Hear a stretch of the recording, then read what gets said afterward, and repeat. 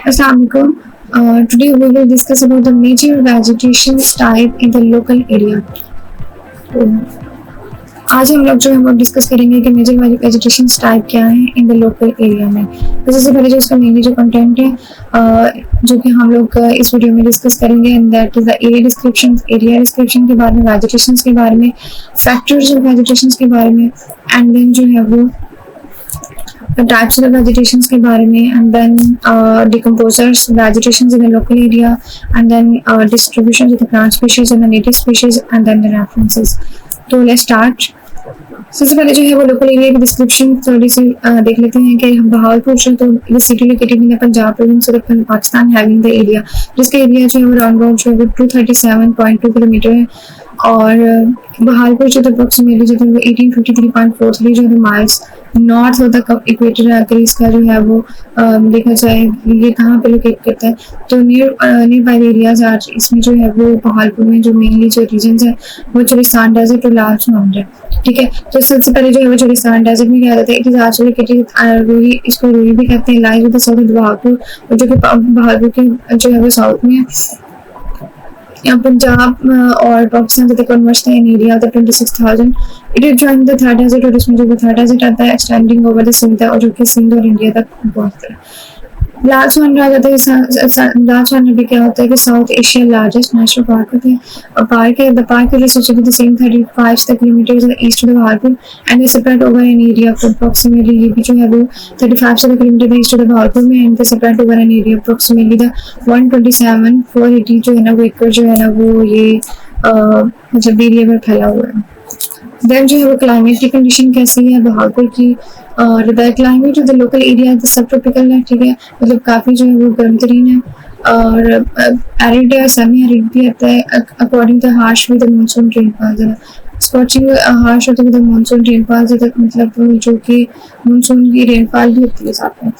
Temperature से temperature में आगे देखें तो द मेन समर टेम्परेचर होता है 34 centigrade to 38 centigrade, and the winter temperature होता है 15 centigrade to 20 centigrade, with the highest temperature भी reaching to the even that temperature जो है वो 51 भी क्रॉस कर सकता है।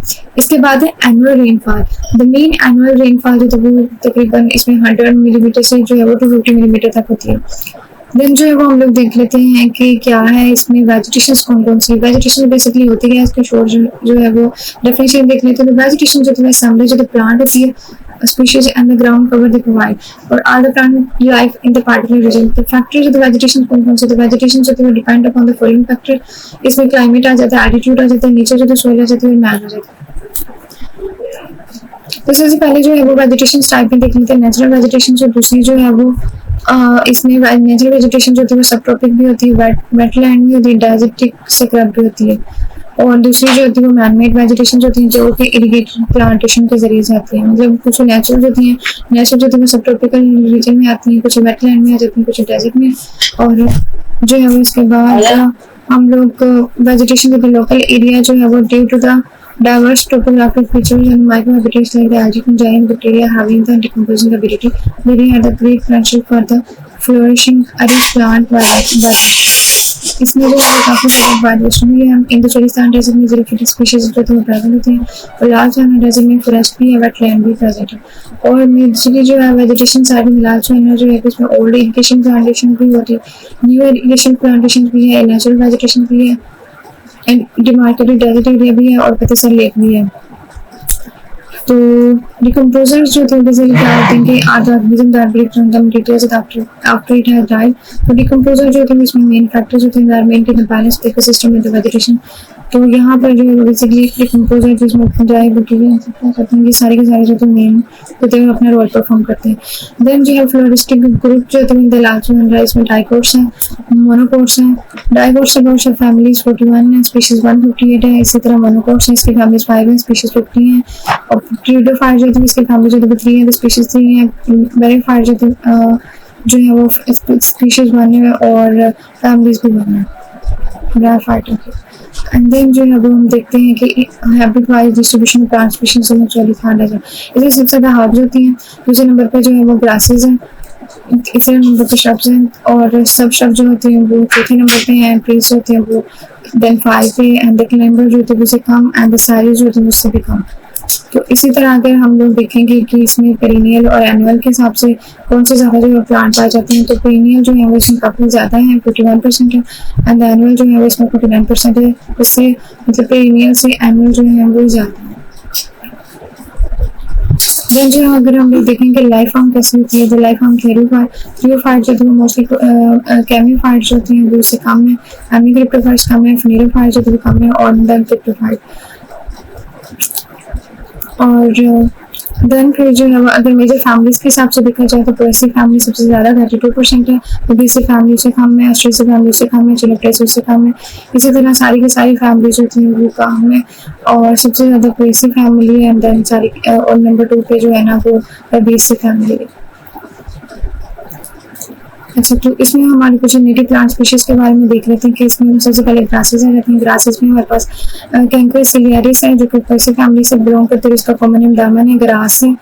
और दूसरे नंबर पे जो है वो एस्ट्रेसी है, लाना न्यूट्रलिस है, और लाना ग्रास और पेरिनियल है।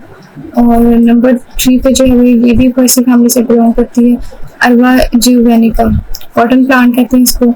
इसी तरह नंबर 3 पे जो है वो क्राइस्पोर्जन जीजी एनिडेस, तो आयोडेस, तो ये भी पर्सी फैमिली से बिलोंग करती है, इसको खस ग्रास कहते हैं, कॉमन नेम ग्रास है, पेरिनियल। इसी तरह हब्स आ जाती हैं हमारे पास। हब्स में आ जाती हैं सबसे पहले जो है वो जेलिया इट्सिक, जिसका कॉमन नेम है जेलिया पेंडेंड्रा, जो इसी फैमिली से बिलोंग करती है, इट्सिक है, पेरिनियल है, ट्रीफाइट। इसी तरह से जो है वो एमरेंथेसी फैमिली है, डिगेरा मेरिकटा है, और एमरेंथेसी फैमिली से बिलोंग करती है, टेंडुला है, और एनुअल ट्रीफाइट है।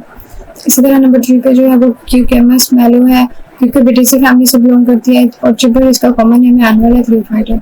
इसी तरह हमारे पास कुछ हब्स के बाद जो श्रब्स आ जाती हैं।